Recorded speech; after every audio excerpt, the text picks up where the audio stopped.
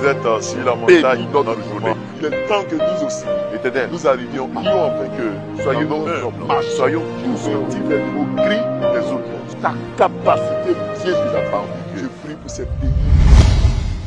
Shalom, shalom, peuple du Seigneur, que la grâce de Dieu soit sur vous. Amen. Oh, je bénis le nom du Seigneur pour ce que nous avons vécu hier, 1er novembre. Et l'Éternel nous permet de continuer sur la même lancée. Et le thème d'aujourd'hui, c'est « Réjouis-toi ». Réjouis-toi. Et nous lisons le texte de Romains, le chapitre 15, le verset 10, qui dit ceci.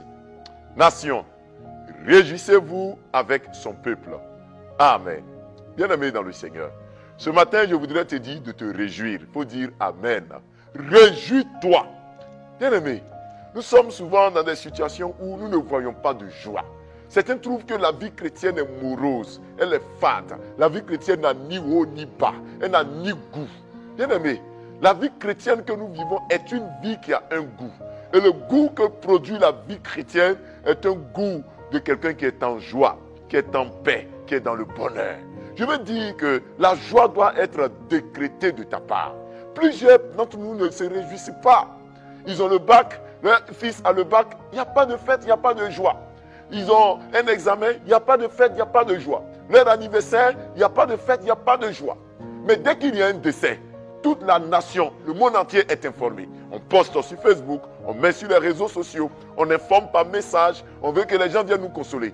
Mais lorsqu'il y a de la joie, lorsqu'il y a une naissance à la maison, lorsqu'il y a un bonheur, lorsqu'il y a le moindre événement qui peut nous donner la joie, on passe à cela sous silence. Bien-aimé, ce n'est pas normal. Amen. Tu dois te réjouir. Réjouis-toi parce que tu as un nouveau jour. Réjouis-toi parce que tu as la paix du cœur. Réjouis-toi parce que le Seigneur t'a donné une femme, un mari. Réjouis-toi parce que tu as eu un enfant. Réjouis-toi de ce mariage. Réjouis-toi de ton fils qui a été 3e, 4e, 5e. Réjouis-toi de ton enfant qui a eu sa moyenne de classe. Tu dois te réjouir. Réjouis-toi des premiers pas de ton fils qui a commencé à marcher. Réjouis-toi de la première dent de ton enfant. Tout cela, ce sont des événements heureux. Bien-aimé, nous laissons trop passer des occasions. Ton premier salaire, mais réjouis-toi. Invite ta femme dans un restaurant, réjouis-toi. Informe ton voisinage et fête. Vis une vie de fête. Durant ce mois de novembre, ne laisse personne te dicter ta manière de te comporter. Mets la musique. Danse au son de la louange de Dieu. Réjouis-toi. Il y a trop de malheurs. La vie est tellement courte et nous n'en profitons pas.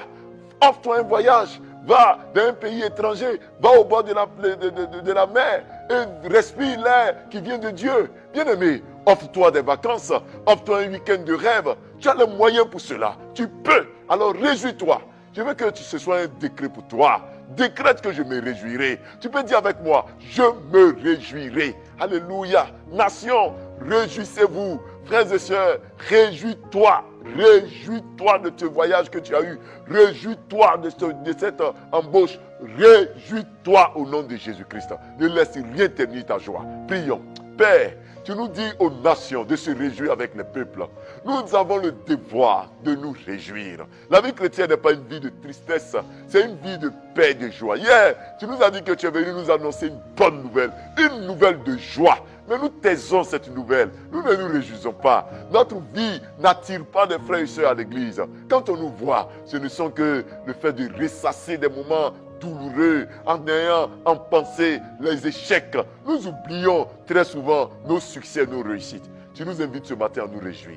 Je prie que ces frères et sœurs qui nous suivent se réjouissent. Qu'ils se réjouissent un temps soit peu, Éternel des armées. Qu'ils se réjouissent de tous ces événements que tu leur as donnés, de tous ces moyens, ces actes que tu as posés dans leur vie. Qu'ils se réjouissent, que nos églises se réjouissent, que nos associations se réjouissent, qu'il y ait la paix, qu'il y ait la joie, Éternel des armées. Je prie que là où il y avait le deuil, là où il y avait les moyens d'être triste, que ces périodes nous passent au nom de Jésus-Christ. Que nous entrions de plein pied dans notre saison de joie, dans notre mois de joie, au nom de Jésus-Christ. Souviens-toi de ces frères et sœurs qui t'invoquent ce matin. Exauce-les, Seigneur. Exauce-les, nous t'en supplions. Et permets que leur vie soit une vie qui glorifie ton Seigneur. bénis ses frères, bénis ses sœurs, au nom de Jésus-Christ. Éternel des armées, je prie afin que cette journée de ce jeudi soit une journée de paix. Ce deuxième jour de ce mois soit une journée d'action de grâce. Nous sortirons, nous reviendrons en bonne santé. Nos vies te glorifieront, nos vies te glorifieront. Éternel, bénis un frère, bénis une sœur, au nom de Jésus-Christ. Amen. Bien-aimé, ce mois est un mois de joie. Tu connaîtras la joie. Que le Seigneur te bénisse. On se retrouve dès demain à partir de 5h30. Shalom.